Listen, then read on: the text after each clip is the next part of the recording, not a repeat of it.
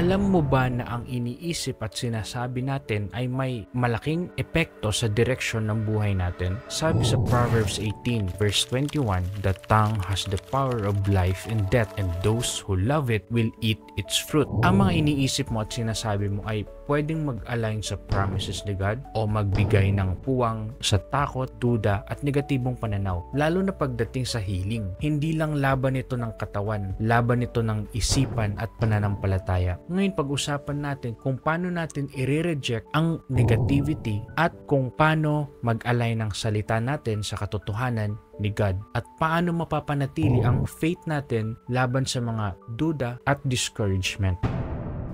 Hi, this is ZS.